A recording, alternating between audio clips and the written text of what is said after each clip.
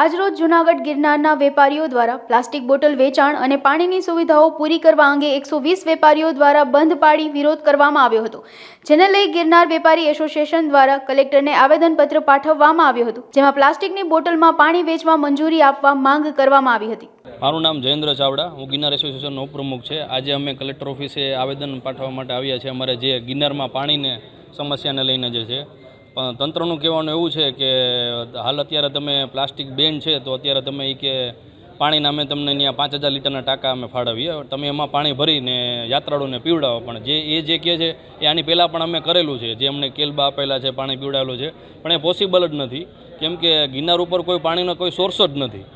પાણીને એવા કોઈ સોર્સ જ નથી કે અમે તાત્કાલિક જેવું ખાલી થઈને ત્યાંથી અમે ભરીને અમે પીવડાવી શકીએ યાત્રાળુઓને। હાલ અત્યારે એનું કહેવાનું એવું છે કે તમે ત્યાં 5000 લીટરનો ટાંકો મૂકીને તમે આવી રીતના પીવડાવો તમે પાણી।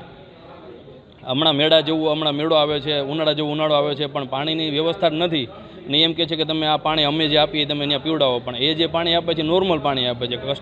યાત્રાળુઓનું કહેવાનું એવું છે કે અમને ફિલ્ટર પાણી અને બ્રિસ્લેરી પાણી આપો, યાત્રાળુઓ કોઈ પાણી કોઈ પીતું નથી કોઈ। તો અમારે સરકારને અને તંત્રને ખાલી એટલું જ કહેવાનું કે બસ અમને આ પાણીની વ્યવસ્થા અમને કાયમી માટે પુરવાર પાડી આપે બસ। અત્યારે બસ અમે જે અત્યારે આંદોલન કર્યું છે, અમને નિરાકરણ નહીં કાઢી આપે, તમે આંદોલન જાળવી રાખશો અમારું। કલેક્ટર સાહેબને અમે આવેદનપત્ર આપવા માટે આવ્યા છે અત્યારે।